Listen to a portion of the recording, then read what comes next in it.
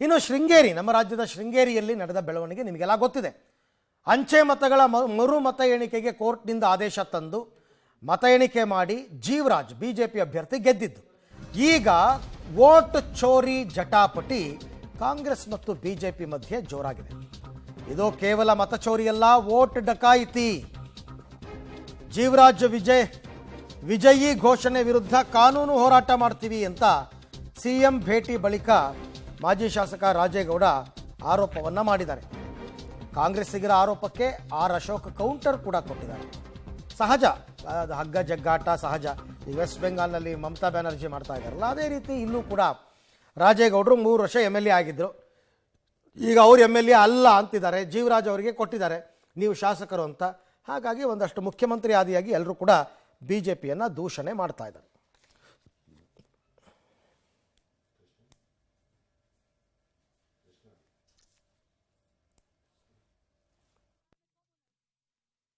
ಮತಪತ್ರಗಳ ಮೂಲಕ ಚಲಾವಣೆಯಾಗಿದ್ದ ಮತಗಳಲ್ಲಿ 569 ಮತಗಳು TD ರಾಜೇಗೌಡರಿಗೆ ಲಭಿಸಿದ್ದವು.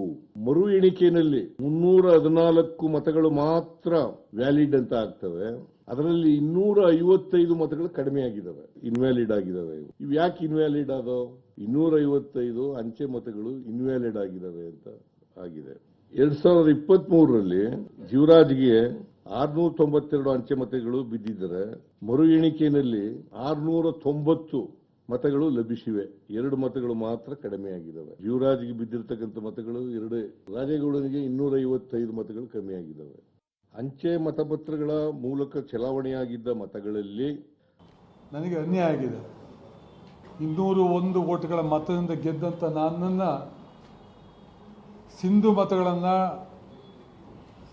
ಅವ್ರು ಮಾರ್ಕ್ ಮಾಡೋಕೆ ಮುಖಾಂತರ ವ್ಯಾಲಿಡ್ ಬ್ಯಾಲೆಟ್ಸ್ ಏನಿತ್ತು ಅದನ್ನು ಇನ್ವ್ಯಾಲಿಡ್ ಬ್ಯಾಲೆಟ್ಸನ್ನು ಮಾಡಿ ಏನು ಇವತ್ತು ಅವ್ರು ಗೆದ್ದರು ಅಂತ ಘೋಷಣೆ ಮಾಡಿಕೊಂಡಿದ್ದಾರೆ. ಇದು ಸಂವಿಧಾನ ಬಾಹಿರ.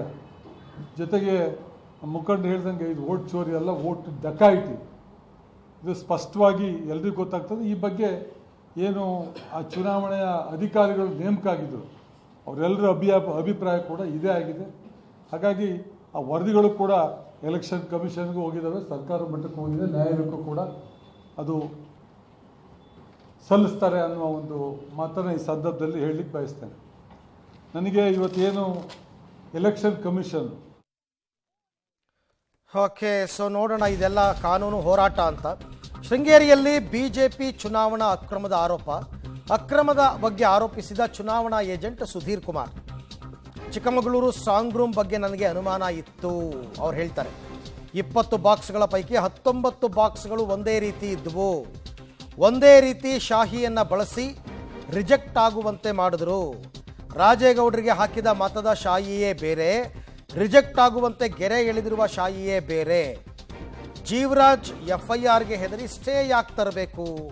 ಇದು ಮತಚೋರಿ ಅಲ್ಲ, ಡಕಾಯಿತಿ ಅಂತ ಅಲ್ಲ. ಇಷ್ಟೆಲ್ಲ ಆರೋಪ ಮಾಡೋರು ಕೋರ್ಟ್ ಹೋಗಿ ಅಲ್ಲ, ಕೋರ್ಟ್ ಹೇಳುತ್ತೆ ಆ ಮತಪತ್ರಗಳನ್ನು ತಗೊಂಬನ್ನಿ ನಮ್ಮ ಮುಂದೆ ಇಡಿ ಅಂತ. ಅವಾಗ ಗೊತ್ತಾಗಲ್ವಾ ಅದೇನು ಹಳೆ ಶಾಯಿನ ಈಗ 3 ವರ್ಷದ ಹಿಂದೆ ಟಿಕ್ ಮಾರ್ಕ್ ಮಾಡಿರೋದು ಈಗ ಮಾಡಿರೋದು ಗೊತ್ತಾಗಲ್ವಾ? ಸಂಪೂರ್ಣವಾಗಿ ವಿಡಿಯೋ ಚಿತ್ರೀಕರಣ ಆಗಿದೆ 2023ರಲ್ಲಿ. ಆ ವಿಡಿಯೋ ಚಿತ್ರೀಕರಣವನ್ನು ನಮಗೀಗ ಕೊಡಬೇಕು ಅಂತೇಳಿ ಈ ಚೇಂಜ್ ಸರ್ಕಮ್ಸ್ಟೆನ್ಸಲ್ಲಿ ರಾಜೇಗೌಡರು ಮತ್ತು ನಾವೆಲ್ಲರೂ ಅರ್ಜಿಯನ್ನು ಕೊಟ್ಟಿದ್ದೇವೆ. ಅವರು ಅದಕ್ಕೆ ನಮಗೆ ಚುನಾವಣಾ ಆಯೋಗದಿಂದ ಜಿಲ್ಲಾಧಿಕಾರಿಗಳು ಹೇಳಿದ್ದಾರೆ ಅದು ನ್ಯಾಯಾಲಯ ಕೇಳಿದ್ರೆ ಮಾತ್ರ ನಾವು ಒದಗಿಸೋಕೆ ಸಾಧ್ಯ ಅಂತ ಹೇಳಿದ್ದಾರೆ. ಆ ಪ್ರಕ್ರಿಯೆಗಳಲ್ಲಿ ಆ ದಾಖಲೆಗಳಲ್ಲಿ ತುಂಬ ಸ್ಪಷ್ಟವಾಗಿ ಮತಪತ್ರವನ್ನು ಚುನಾವಣಾಧಿಕಾರಿಗಳು ಪ್ರದರ್ಶನ ಮಾಡಿರ್ತಕ್ಕಂಥದ್ದು ದಾಖಲಾಗಿರ್ತದೆ ಅಂತ ವಿಶ್ವಾಸ ನಮಗೆ ಈಗಲೂ ಸಹಿತ ಇದೆ. ಮತ್ತು ಅದನ್ನು ಯಾರ್ಯಾರು ಅಭ್ಯರ್ಥಿಗಳ ಸಂದರ್ಭದಲ್ಲಿ ಸಹಿ ಮಾಡಿದ್ರೋ ಅವರುಗಳು ಸಹಿತ ಒಪ್ತಾರೆ ಅನ್ನುವಂಥ ವಿಶ್ವಾಸ ನಮಗೆ.